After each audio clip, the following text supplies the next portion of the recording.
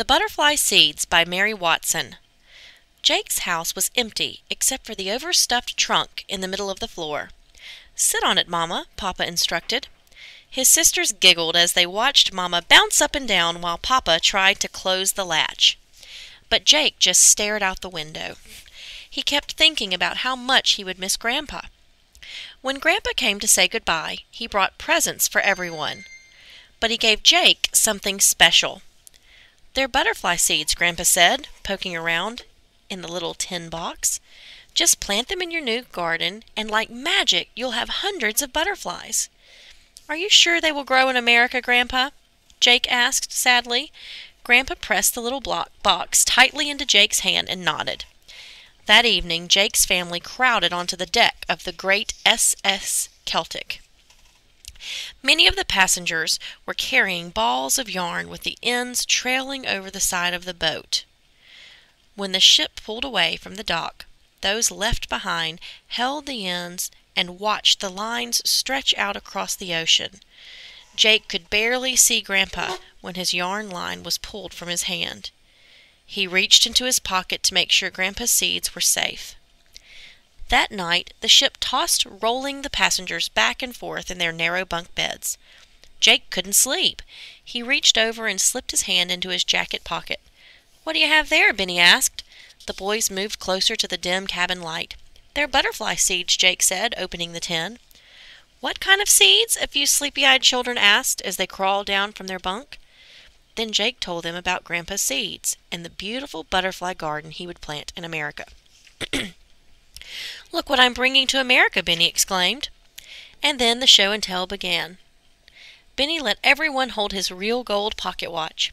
Jake's sisters paraded their porcelain dolls.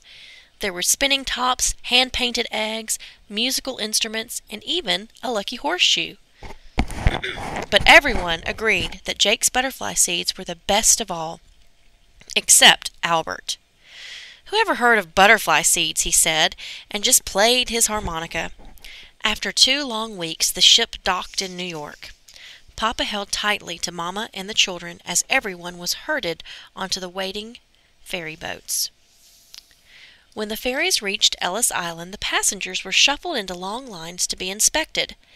Jake's heart raced as he slowly inched up line. He wondered if they would take away his seeds. The inspectors looked in Jake's ears and eyes, but not in his pockets. Grandpa's seeds were safe. Finally, Jake and his family arrived at their new home on Market Street. Papa led the family up 3 flights of stairs to 2 small rooms. Jake looked out at the dark, narrow alley, cluttered with lines of drying clothes. "Where can I plant Grandpa's seeds?" he worried. The next morning, Jake was up early. Below, he spotted a fruit vendor emptying a crate of apples into his cart. "Could I have that empty crate, sir?" he yelled down. Before Mr. Garguilo could figure out where the question had come from, Jake was standing breathlessly beside him. "I'm going to make a window box so I can plant my Grandpa's seeds in it, and that's why I need the crate," he blurted out. "You can have the crate, boy, but I don't think it's any good for planting seeds." Mr. Garguilo wiggled his fingers between the slats. "All you need is a piece of burlap to fix that," called Mr. Ling Chow, the fish peddler.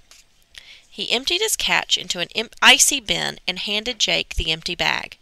Jake opened the seam with his pocket knife and spread the burlap evenly inside the crate. Jake hurried across the street to the blacksmith shop to show Papa. It was Papa's first day at his new job, and he didn't pay much attention when Jake asked for his advice. "I need a way to keep this crate from falling off our windowsill," Jake shouted over the ring of the anvil. "Maybe I can help you," someone hollered. It was Mr. O'Malley, the shop owner. He knew just what Jake needed. He hammered 2 bars of red-hot metal into a strong pair of window box hangers. After work, Papa nailed the box into place. Jake rigged up a clothesline and a pulley to hoist up buckets of dirt from the alley. All of the neighborhood children wanted to help, all except for Albert, who played his harmonica instead. It was a hot summer. Jake and his new friends climbed the fire escape every day to check the window box. They would hang over the railing and search through the bushy plants for butterflies. "Maybe your silly old grandpa got the seeds mixed up," Albert would mutter. Jake began to wonder if Grandpa Seeds were magic or just a story made up for a homesick boy. Then one day the sky rumbled, and a sudden shower drenched the hot, steaming streets. When the sun reappeared, merchants and shoppers filled the street once more. The children went back to their play. Suddenly, Mr. Garguilo called out, "Look at that beautiful butterfly!"